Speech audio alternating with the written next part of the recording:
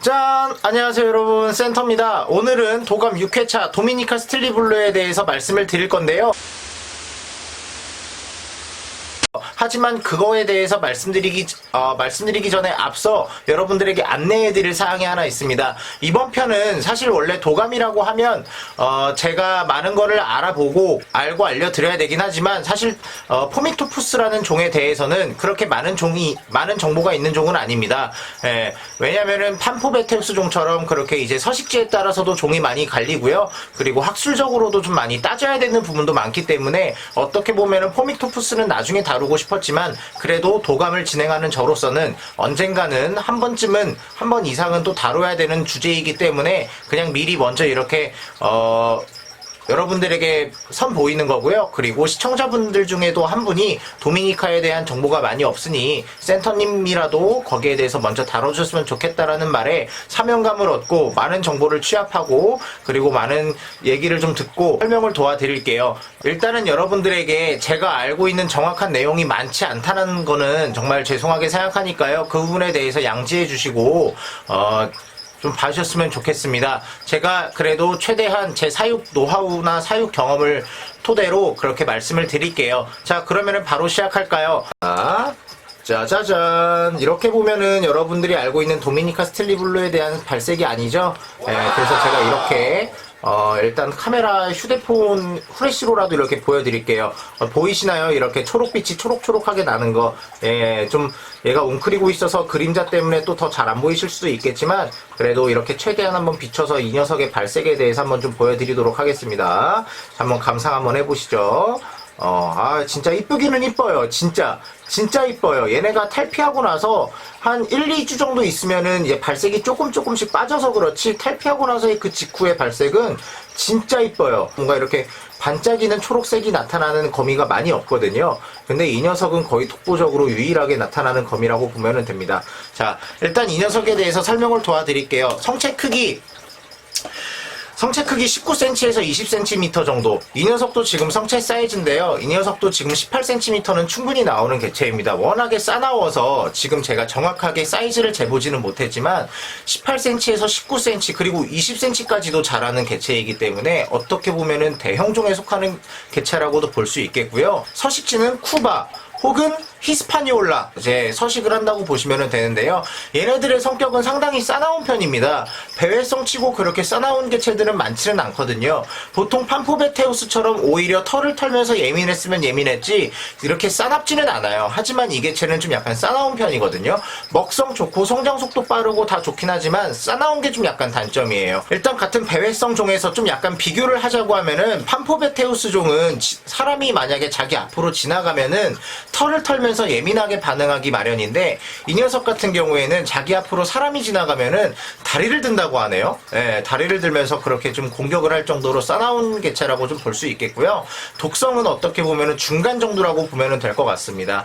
중간 정도의 독세기를 좀 보면 될 것 같고 브리딩 시 나오는 개체의 알 수는 200에서 250개가 평균적이고요. 자연에서는 350개 정도나 400개까지도 나온다고는 하지만 어미가 어떤 환경에서 어떻게 케어하냐에 따라서 알 수는 달라지기 마련이기 때문에 거기에 대해서는 제가 사육에 대한 정보만 먼저 알려드리자면 250개 정도가 평균이라고 보면 될 것 같습니다. 자, 그리고 제가 이렇게 앞서 모든 순서에 대해서 짜자작 지나간 이유가 있는데요. 얘네들에 대해서 그 부연 설명을 조금 더 덧붙일 게 있기 때문에 이렇게 먼저 얘네들의 기본적인 거에 대해서 좀 더 앞에 좀 붙였고요. 예전에는 닥터 스틸리블루라는 이름으로도 관용명으로도 알려져 있던 개체거든요. 근데 그 닥터 스틸리블루 왜 닥터라는 이름이 붙었냐면은 이거는 제 뇌피셜이긴 뇌피셜인데 사실 맞기는 맞을 거예요.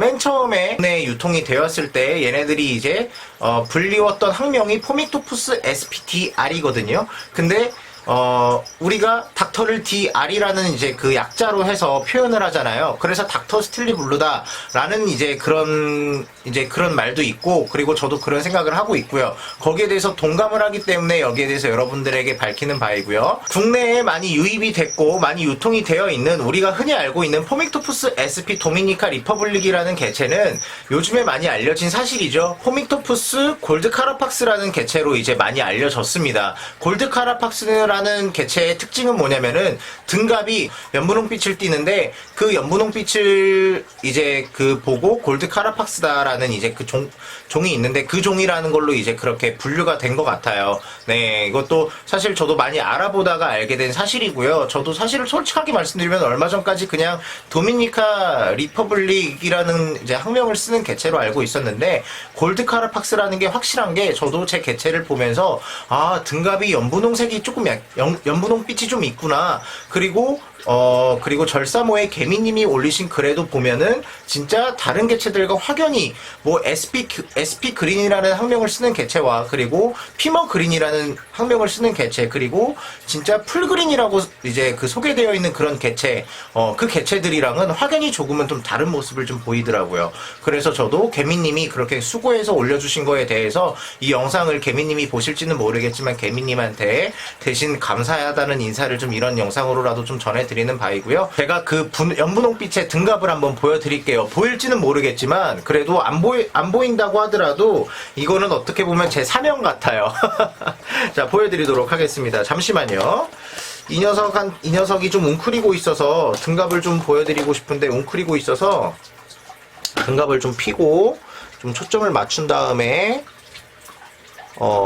저는 좀 보이긴 하거든요. 그러니까 저는 실제로 보니까 좀 보이기는 보이겠지만 등갑에 보면은 자세히 보면은 좀 약간 연분홍빛이 털들이 좀 보여요.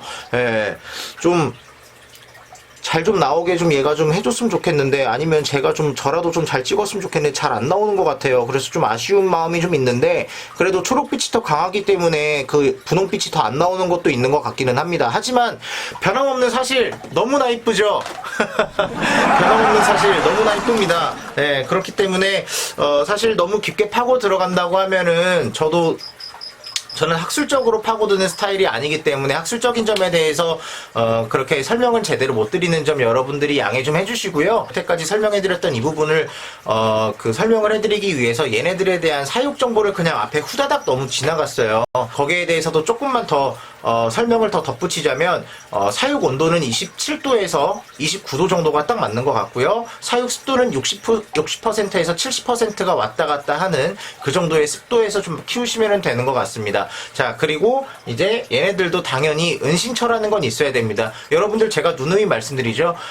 배회성의 개체들도 무조건 은신처라는 거는 필요합니다. 배회성 개체들의 특징이 큰 바위 밑에 돌틈에서 이제 그 땅을 파고 거기서 산다거나 혹은 나무 밑기둥에 자리 잡고 거기서도 살기 때문에 얘네들이 그냥 길가를 그냥 배회하는 그런 성향을 좀 많이 띠는 것 뿐이지 길가에서 사는 개체가 아니다라는 거를 좀 알아주셨으면 좋겠습니다. 자, 여러분들 여기서 도미니카 스틸리블루 편 어떻게 보면은 후딱후딱 지나가고 어떻게 보면은 많은 정보가 없기 때문에 그냥 여러분들에게 많은 정보를 알려드리지 못해서 너무 죄송한데요. 다음에는 진짜 확실한 정보가 있는 개체로 더 나은 모습으로 찾아뵙도록 하겠습니다. 자, 감사합니다, 여러분.